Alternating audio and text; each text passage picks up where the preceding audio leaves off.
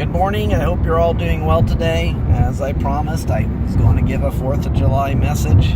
Don't know how long this is going to be, trying to make it brief. We are on our way to frolic with the fish. We're going to go view dolphins. I think they call it dolphin watching or something like that. But we're going to be taking a boat and going out and seeing if we can find some dolphins out there. They're apparently guaranteed that.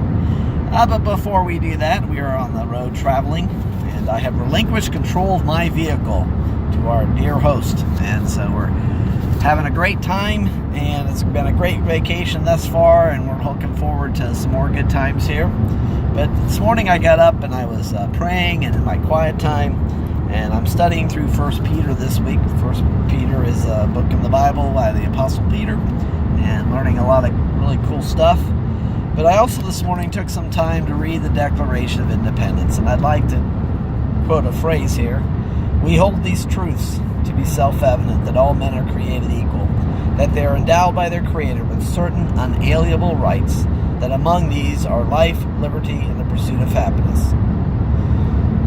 That to secure these rights, governments are instituted among men, deriving their just powers from the consent of the governed. Well, I could go a long time about what's been happening with the consent of the governed in our country, as we seem to have a government that likes to sneak around and make laws behind our backs. Part of it's our own fault. We don't pay attention to what they're up to. But the fact of the matter is, that's not what today's about. Today we celebrate our independence. From the Revolution all the way up to now, there are many men and women who've served in our armed forces that gave the ultimate price. There are many who served and came back home and had to live life altered, either loss of a leg or a limb. And today we should be very thankful that we live in a country that we can celebrate such freedom. And I hope you are thankful today.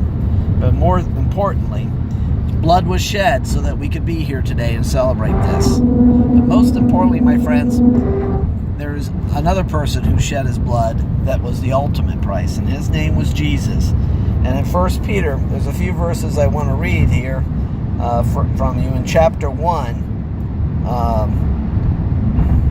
let's see here. There we go.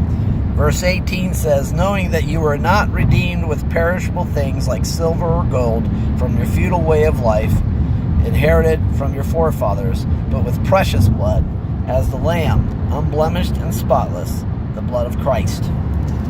Today we celebrate even more freedom than just talking about living in a free country. As a born-again believer, you celebrate the freedom of Christ because He gave His blood so that you could be free.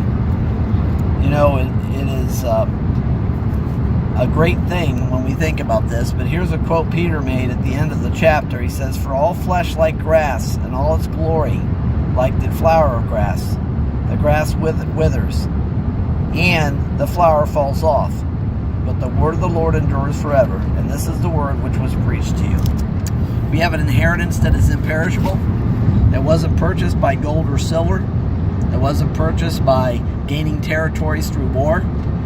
We have an inheritance that was given to us by grace and love. So today, as you celebrate your independence, remember the Lord Jesus Christ, who gave you the most independent of all, the most independent gift, that you could know Him, that you could walk free and in peace at all times and all circumstances. So I hope you all have a wonderful 4th of July. To my family, my sons, my daughters, and my new daughter, I wish you all a very happy 4th of July. Kiss the grandchildren for me and Nana, or me and Grandma Juju. And I hope you all have a great 4th of July. We'll see you next time, and check in on the way home. Love you guys. Later.